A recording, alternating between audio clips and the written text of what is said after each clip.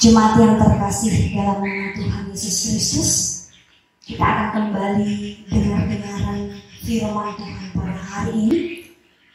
Sebelum kita memperoleh firman Tuhan pada hari ini, mari kita satukan hati kita bersatu di dalam doa. Kami mengucap syukur kepadamu ya Tuhan, Allah pemberi segala yang baik dalam hidup kami. Kami bersyukur ketika Tuhan masih boleh memberikan kami kesehatan. Di situasi saat ini kami percaya bahwa itu semua tidak terlepas dari pemeliharaan tangan Tuhan. Kami juga bersyukur ya Bapak ketika kami masih boleh dengar-dengaran akan firman Tuhan. Biarlah ya Bapak, firman Tuhan pada saat ini yang akan kami dengarkan menjadi pengharapan iman kami yang baru kepada Kristus. Seluruh jemaat Tuhan beroleh kekuatan yang baru untuk menjalani kehidupan setiap hari. Beroleh kekuatan yang baru untuk melakukan firman-Mu. Di dalam nama Tuhan Yesus Kristus kami sudah berdoa. Amin. Shalom jemaat yang terkasih.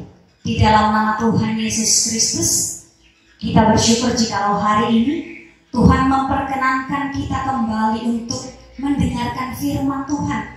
Sekalipun kita masih mendengarkan firman Tuhan dari rumah kita masing-masing, tapi saya percaya bahwa penyertaan Tuhan masih menyertai kita di tempat kita masing-masing. Bapak Inang kita haganupan nama pusaka hinarkan Tuhan. Mari kita membuka firman Tuhan untuk kita pada hari ini dari Matius pasal ke-25 ayat 31 sampai 46. Saya akan membacakan bagi kita semua dengan judul perikop Penghakiman Terakhir. Apabila Anak Manusia datang dalam kemuliaannya dan semua malaikat bersama-sama dengan Dia, maka Ia akan bersemayam di atas tahta kemuliaannya.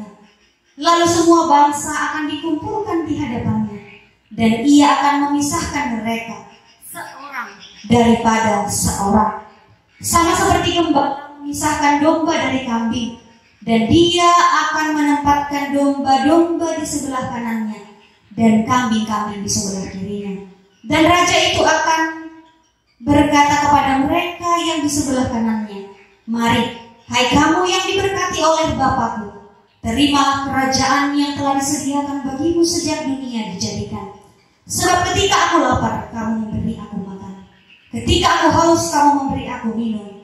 Ketika aku seorang asing, kamu memberi aku tumpangan. Ketika aku telanjang, kamu memberi aku pakaian.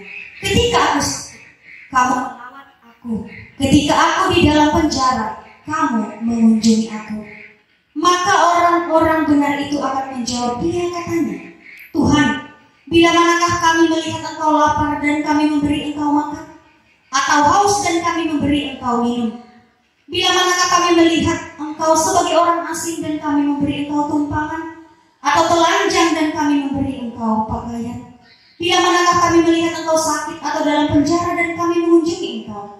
Dan raja itu akan menjawab mereka, "Aku berkata kepadamu, sesungguhnya segala sesuatu yang kamu lakukan untuk salah seorang dari saudaraku yang paling hina ini, kamu telah melakukannya untuk aku." Dan Ia akan berkata juga kepada mereka yang di sebelah kirinya, "Enyahlah dari hadapanku, hai kamu orang-orang terkutuk.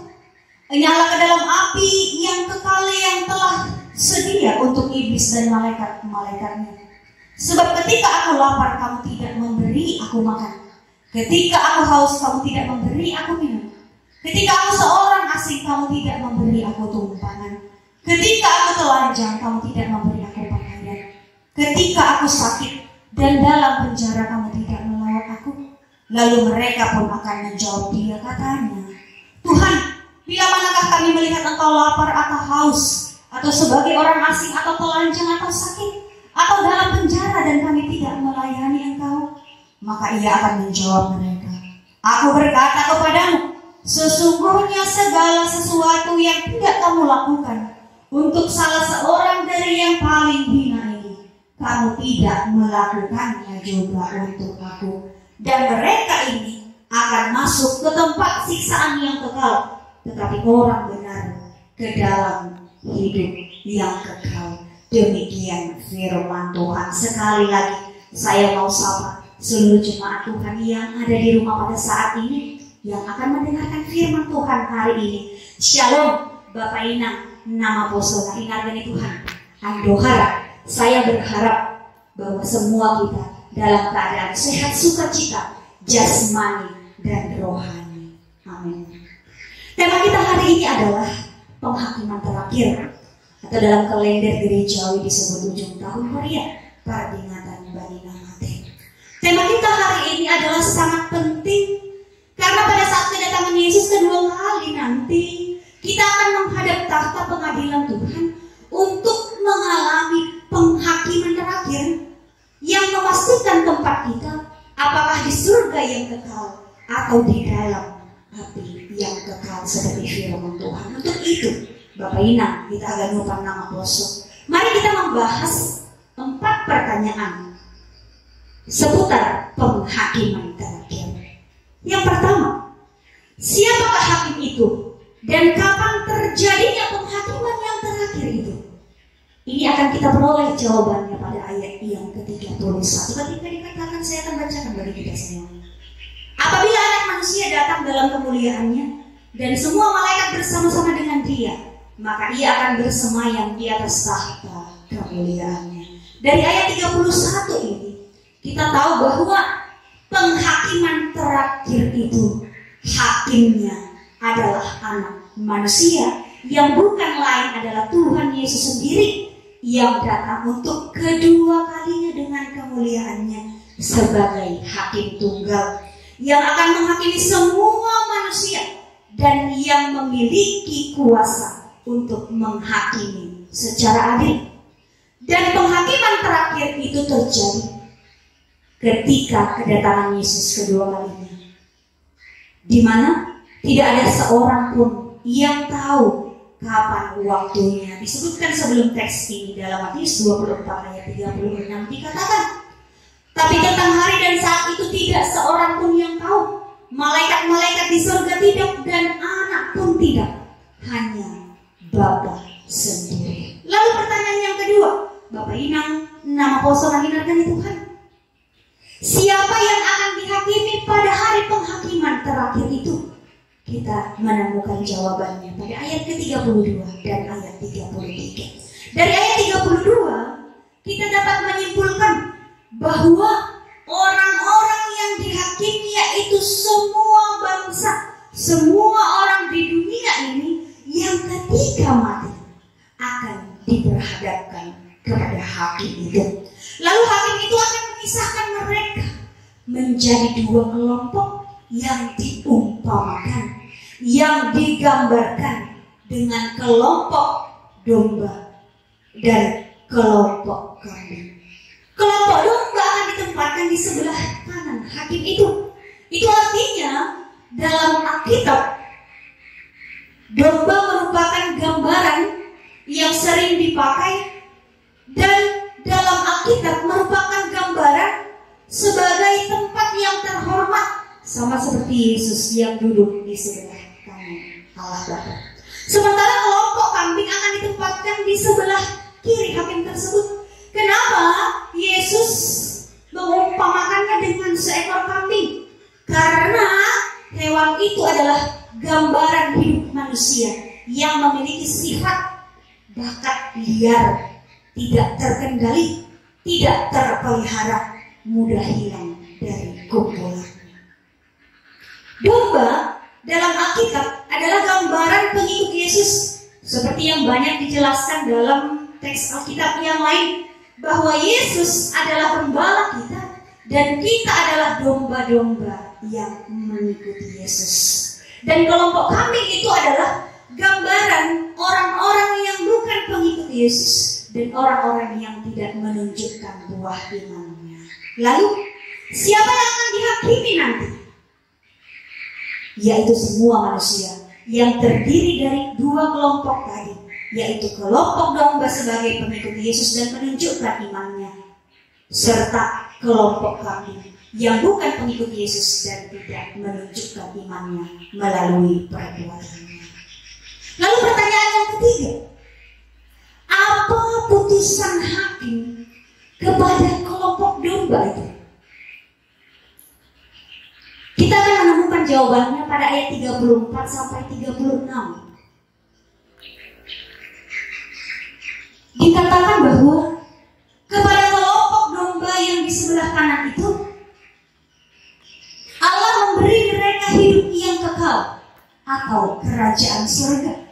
Ketika kita membaca ayat 34 sampai 36, seolah-olah mereka masuk pada kerajaan surga karena perbuatan baik mereka.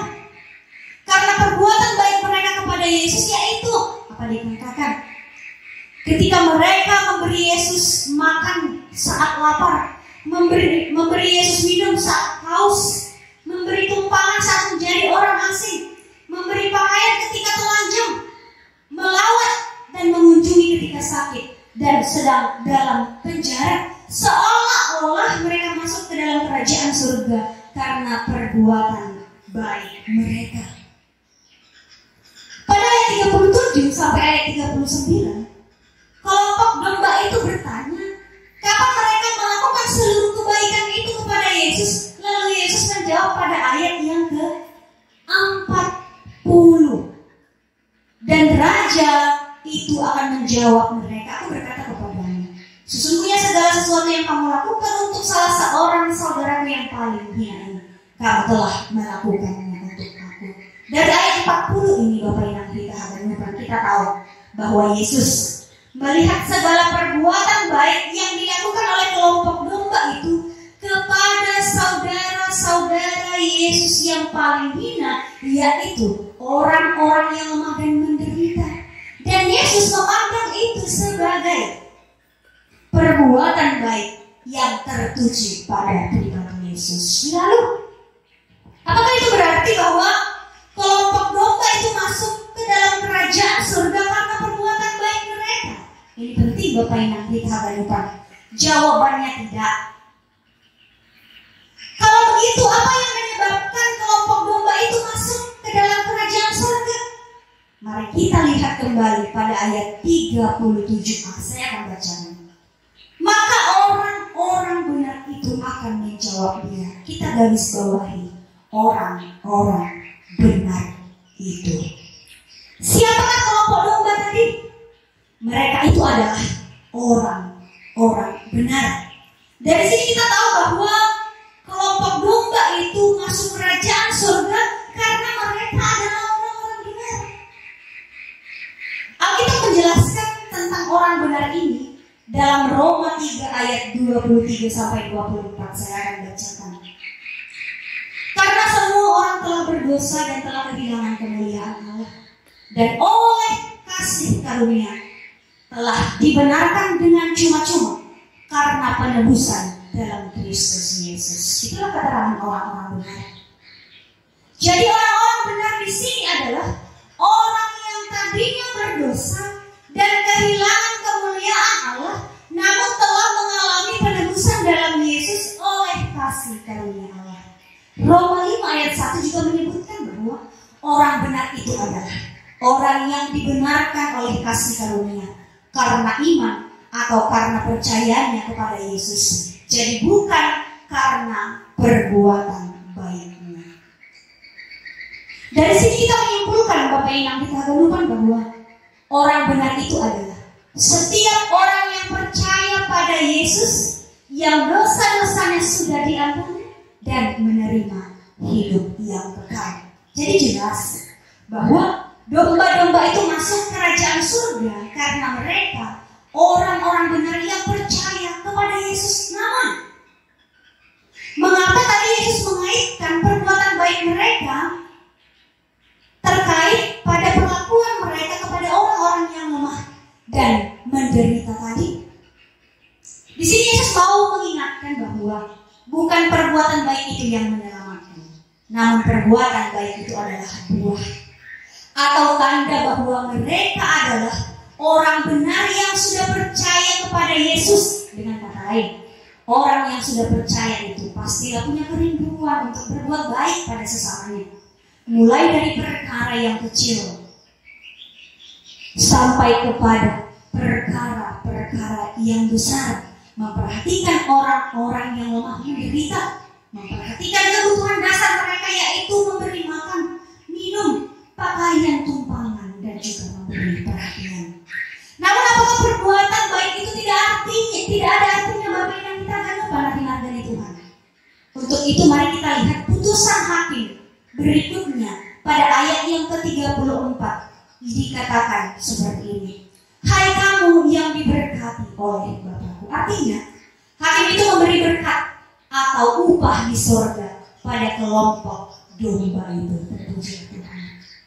Itulah mengapa kita sering menyebutkan upahmu besar di sorga. Allah memberikan upah di sorga, dan upah itu diberikan berdasarkan perbuatan baik selama hidup di dunia ini. Seperti perkataan Yesus yang terdapat dalam Wahyu 22 ayat 11, aku akan datang dengan segera dan membawa upahku untuk membalaskan setiap orang menurut perbuatannya. Dari sini kita tahu Bapak Ibu, seberapa besar upah kita di surga tergantung kepada seberapa besar perbuatan baik kita di bumi, yaitu perbuatan baik yang tertuju kepada Yesus, seperti yang dicontohkan Yesus pada teks ini. Perbuatan baik mereka kepada orang yang lemah menderita dengan memberi mereka makan, memberi mereka minum, tumpangan, lawatan, kunjungan, dan perbuatan-perbuatan lain yang memuliakan Yesus. Karena itu, mari kita semua yang percaya kepada Yesus berbuat baik, melayani Tuhan selama kita hidup di bumi, agar kita menerima upah kita di kerajaan surga. Lalu pertanyaan yang terakhir atau keempat, apa putusan hakim itu kepada kelompok kami? Setelah tadi memberikan putusan kepada kelompok domba, lalu apa putusan hakim itu kepada kelompok kami yang akan kita temukan dalam ayat 41 sampai ayat 46. Di dalam ayat 41 disebutkan bahwa hakim itu mencampakkan mereka ke dalam api yang kekal. Mengapa mereka dicampakkan ke dalam api yang kekal? Perhatikan pada ayat 41. Karena mereka adalah orang-orang terkutuk, orang-orang berdosa yang tidak mau percaya Yesus, yang terlihat dari perbuatan mereka, yang tidak mau memperhatikan orang-orang yang lemah dan menderita, seperti ayat 42 sampai ayat 46 tadi yang sudah kita bacakan. Sekarang bagaimana kita lupa nama Yesus? Bagaimana dengan kita? Apakah kita termasuk kepada kelompok domba? Disediakan. Atau kelompok kambing? Sekarang kita perhatikan Bapak Inang nama Poso yang juga menjadi tekanan dalam teks ini. Mari kita perhatikan bahwa penghakiman terakhir itu di dalam ayat 32, penghakiman terakhir itu bukan untuk menentukan siapa yang menjadi domba dan siapa yang menjadi kambing, tetapi penghakiman terakhir itu dalam ayat 32 untuk memisahkan domba dari kambing. Nah, itu artinya kita menjadi kelompok domba ketika kita masih hidup di dunia ini, berdasarkan nama Poso.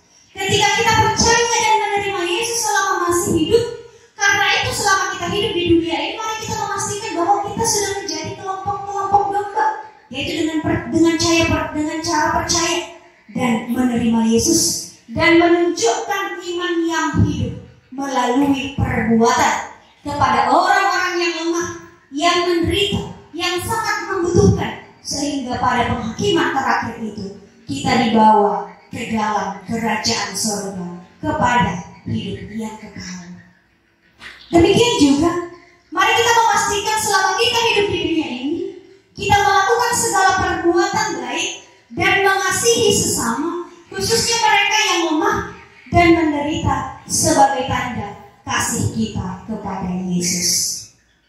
Mari Bapak Inang nama Poso yang muda juga ya, mari kita selama hidup di dunia ini melayani Yesus, membantu pekerjaan Tuhan, agar pada hari penghakiman itu kita menerima putusan hakim yang adil itu, memberi kepada kita upah berkat sesuai dengan perbuatan dan pelayanan kita di bumi. Sekali lagi, mari kita pastikan Bapak yang kita akan bahwa kita masuk kepada kerajaan surga karena percaya kita kepada Yesus, dan kita tunjukkan melalui perbuatan kita, perbuatan baik kita, tapi bukan perbuatan baik itu yang membuat kita diselamatkan. Di kerajaan surga kelak kita akan menerima upah berkat dari Tuhan karena perbuatan baik dan pelayanan kita selama masih hidup di bumi. Bapak Inang, kita akan berpandangan persoalan dari Tuhan. Tuhan tidak menuntut kita terlalu banyak dan terlalu berat yang tidak bisa dan tidak mampu kita lakukan. Hanya dalam wujud kasih pada sesama, dalam bahasa Simalungun, Masarihon halak menunjang. Dalam penghakiman terakhir itu ada pertanggungjawaban terhadap setiap perbuatan selama kita masih hidup di dunia. Kita yang mendengarkan khotbah pada hari ini adalah orang-orang yang ditunggu-tunggu oleh Yesus untuk membagi, men-share kebaikan-kebaikan Allah yang sudah kita terima itu, dan juga untuk membagi, men-share kebaikan-kebaikan Allah itu kepada saudara-saudara kita, saudara-saudara Yesus yang disebutkan yang paling hina, menderita dan sangat membutuhkan tadi. Pada hari ini, Minggu 22 November 2020, sebagai minggu ujung tahun kuliah, peringatan bagi orang-orang yang sudah meninggal, warna liturgi kita Sidirong, sebagai bagian terakhir dalam kalender gerejawi sebelum masuk pada minggu-minggu Advent. Bagi gereja-gereja Protestan, bahkan untuk memperingati ini, banyak dari kita yang mengunjungi makam orang-orang yang kita kasihi atau orang-orang yang sudah meninggal. Tidak sedikit yang melakukan itu.